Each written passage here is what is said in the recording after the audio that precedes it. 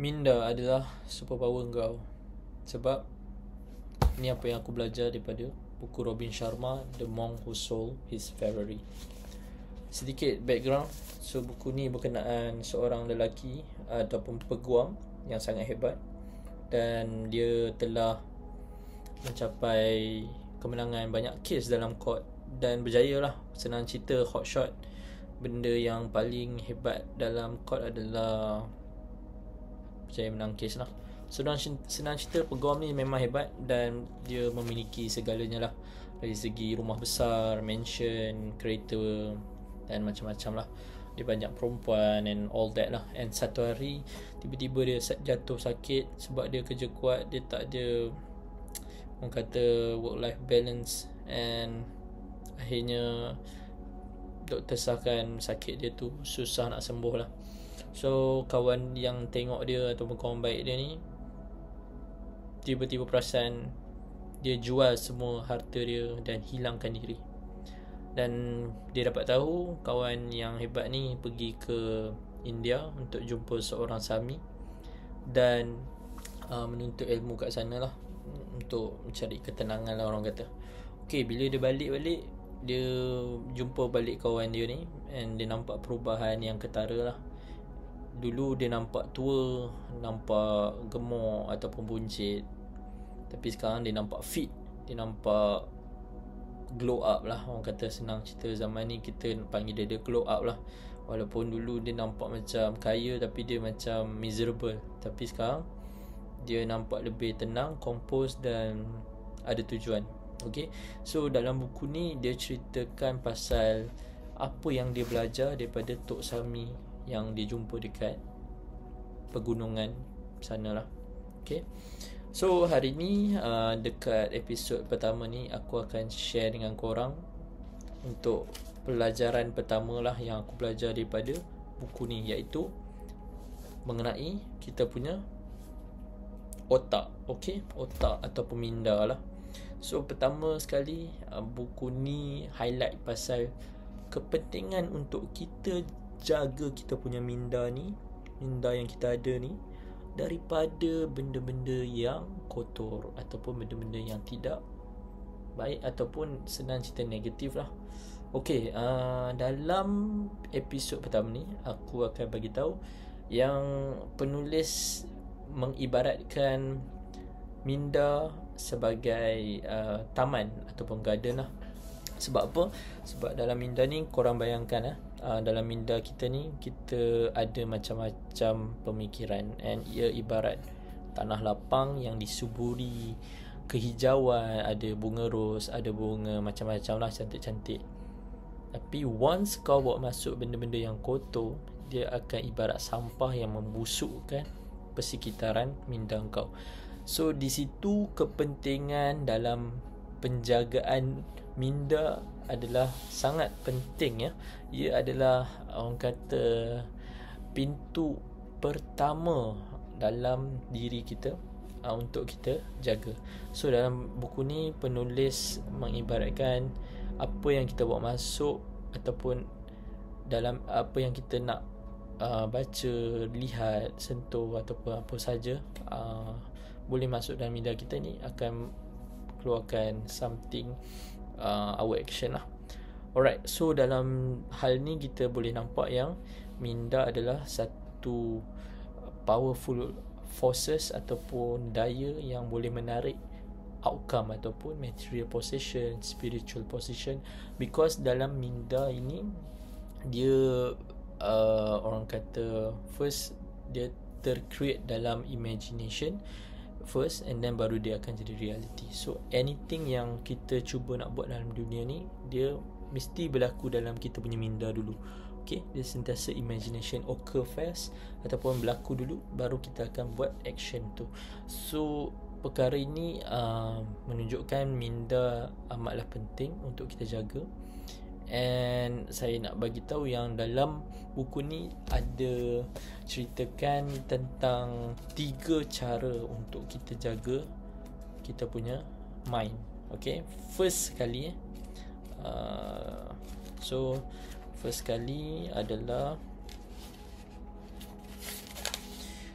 Okay, so first kali adalah cara ni adalah the heart of the rose lah. The heart of the rose ni apa adalah so sebatang bunga ros, kita tengok dia kan, kita tak buat apa pun, just kita nak ajar ataupun Sami ni nak ajar yang kita perlukan masa bersendirian ataupun masa bertenang untuk kita seorang-seorang, dan just do nothing, just relax and tak perlu stress dan chill. So setiap hari kita kena peruntukkan beberapa minit untuk kita berehat, untuk kita tak buat apa-apa and relax, untuk kita bagi masa untuk diri kita bertenang.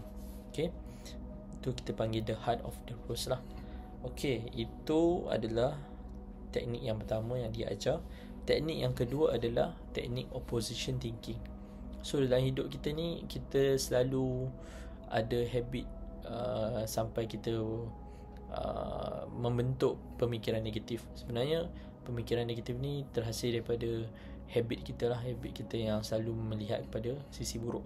Tapi sebenarnya dalam buku ni dia ada tulis tentang pentingnya untuk kita jaga pemikiran kita daripada berfikir perkara-perkara yang tidak baik lah. Contohnya, kalau sesuatu yang berlaku, kita tak perlu anggap perkara itu sebagai negatif ataupun positif, tapi pandangnya sebagai, orang kata, lesson untuk kita belajar apa yang kita dapat daripada pengalaman tu lah. So kita tak boleh pandang sesuatu perkara, contoh kematian ataupun something yang berlaku yang tak baik dalam diri kita, atau baik ataupun tak baik, sebagai perkara yang hitam putih lah orang kata. Tapi kita pandang dia sebagai satu pengajaran macam mana kita nak jadi lebih baik dan improve diri kita dari semasa ke semasa lah. Itu adalah salah satu cara untuk kita buat opposition thinking. So antara cara yang baik adalah, dia kata kalau kita ni encounter some negative thinking, tiba-tiba ada pop up some negative thinking, kau lawan dia dengan satu pemikiran positif ataupun pemikiran yang kau putar balik, cakap mungkin ada sesuatu yang Tuhan nak ajar aku. Okay, itu cara yang terbaik untuk kita praktiskan opposition thinking lah.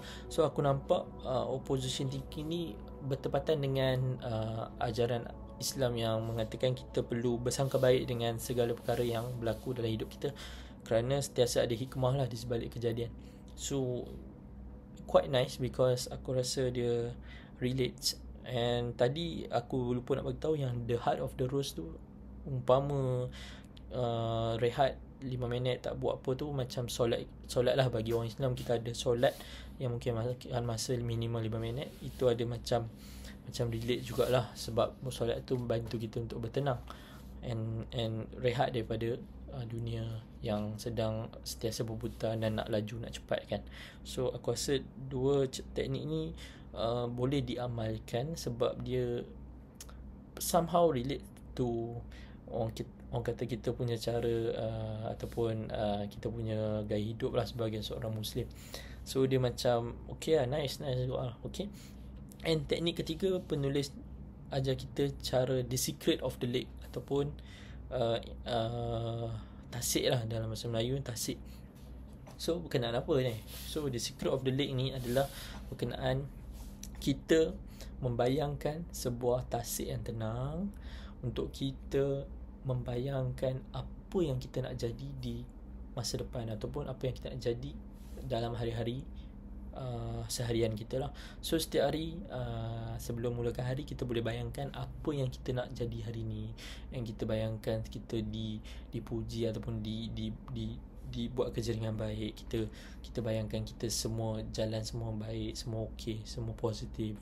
And hari tu kita akan jadikan daripada minda kita akan jadikan action kita lah, reality. So instead of bangun pagi scroll phone, kita start diri kita dengan membayangkan apa yang kita nak berlaku pada hari tu, rancang, and kita akan execute lah. So kalau anda kata ada benda negatif berlaku, kita just praktiskan opposition thinking tadilah. Alright. So Secret of the Lake ni juga mengajar kita untuk tulis apa yang kita nak jadi di masa depan lah. Contoh kita nak jadi lebih sihat, lebih tough, so kita mungkin tulis dalam buku kita nak target kita nak jadi macam tu. So kita boleh kuatkan daya imagination kita dengan juga includekan gambar-gambar yang relate to the goal lah. Okay, this is envisioning lah, envisioning ataupun membayangkan goal-goal kita untuk kita capai.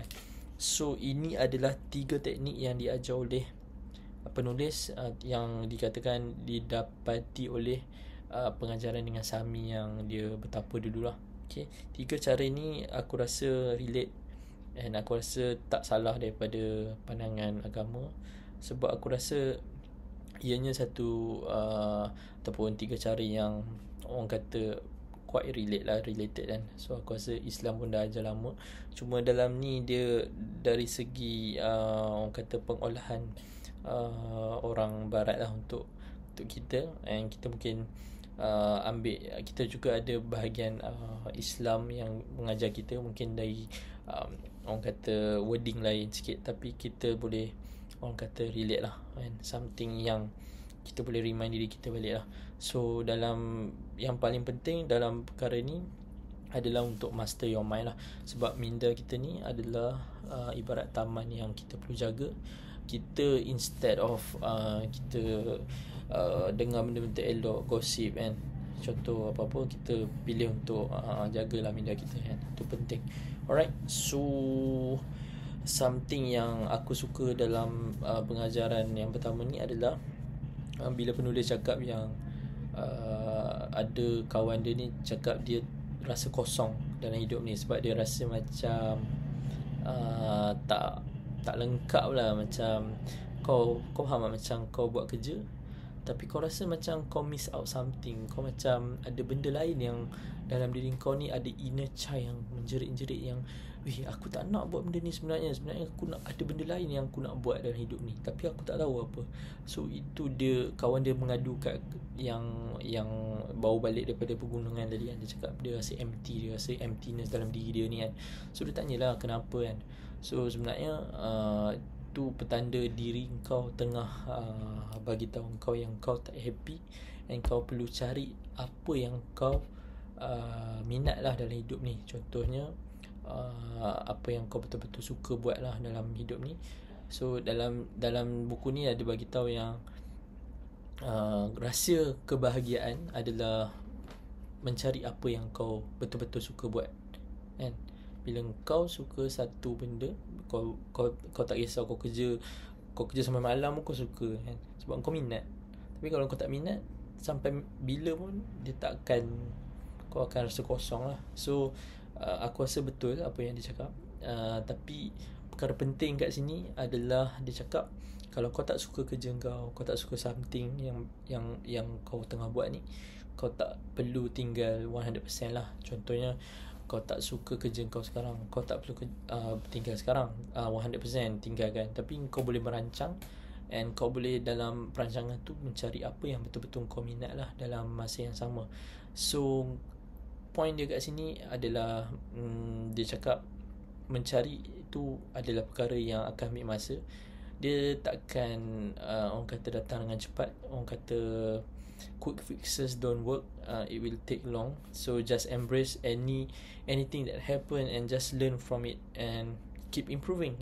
Just don't look.